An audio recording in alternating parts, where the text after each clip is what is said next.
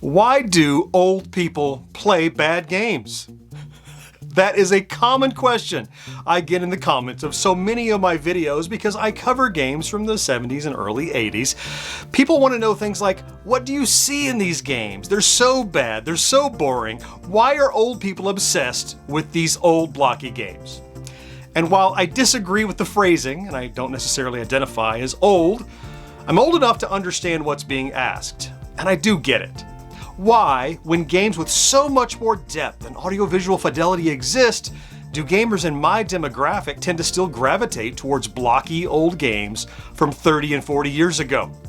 Well, I will try to answer that very question, from my perspective at least, right after this. If you're a Gen X grown-up, this YouTube channel is just the beginning.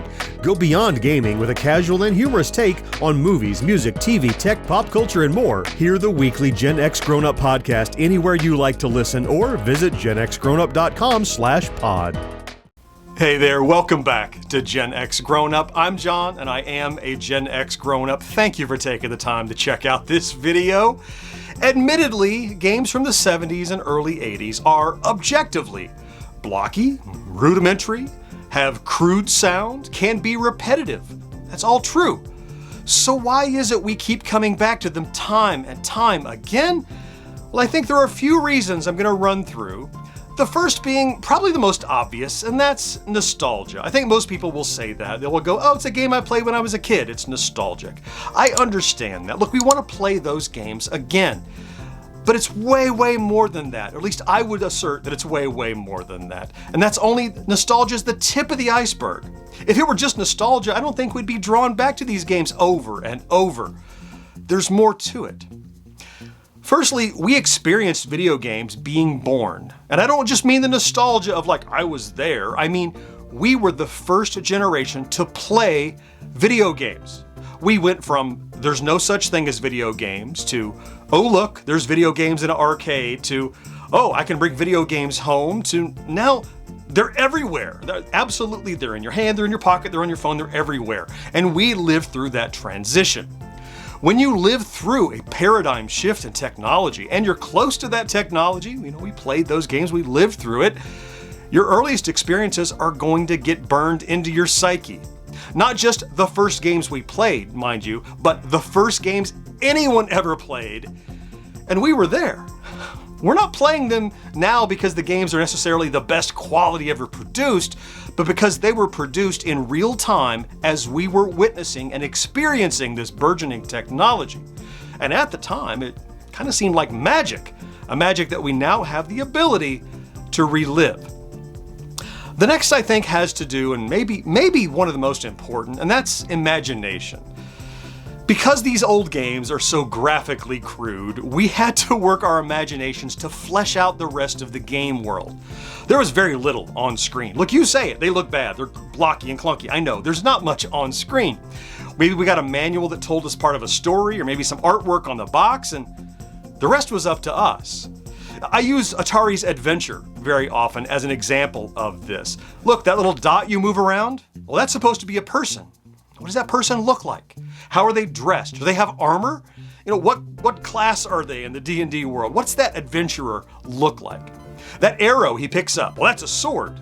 Well, really? Okay, but in my mind, I'm imagining what shape is the scabbard? Where was it forged? What's it made out of? Why is it the only thing that can defeat these dragons? I had to make that up.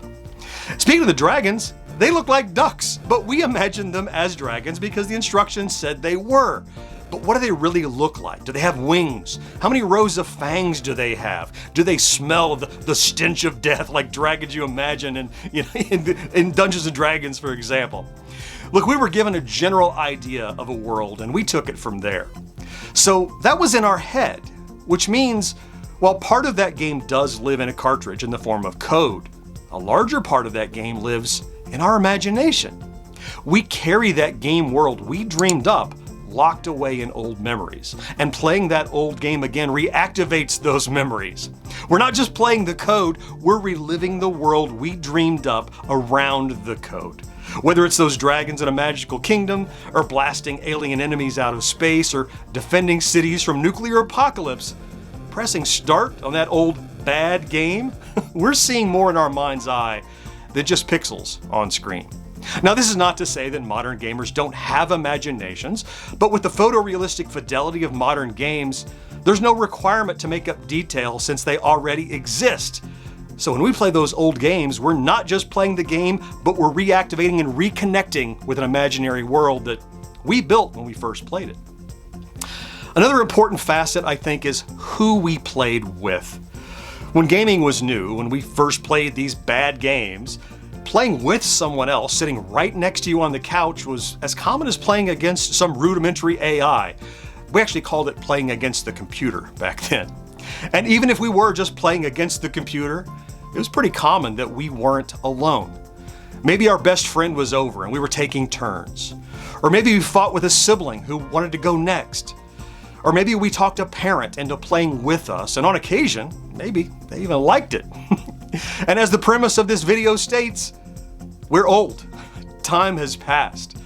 That best friend and I may have drifted apart after graduation, and I don't see him anymore.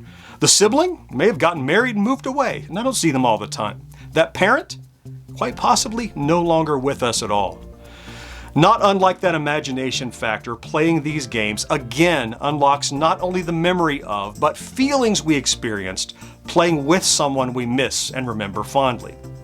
And I don't mean to be sappy here, but just like how a song on the radio or the smell of an old house can resurrect memories, mashing the button on that old bad game can deliver some intangible feelings that just feel good.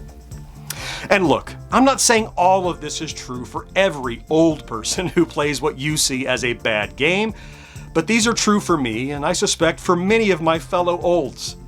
Whether it's the simple nostalgia, reliving a technological experience, the revitalization of our imaginary worlds, the memory of who we played with, or something else entirely, what you see as an old person playing a bad game is, in actuality, a legacy gamer finding joy in keeping the memories and emotions attached to those old games alive.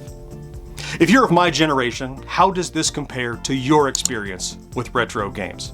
And if you're younger, did any of these help to explain why we're satisfied playing those simplistic old titles? I can't wait to read your thoughts and opinions down in the comments. Until then, of course, links here and here to a couple of recent videos you might like. I certainly hope you have found something to enjoy in this video, and I can't wait to talk to you again next time. Bye-bye.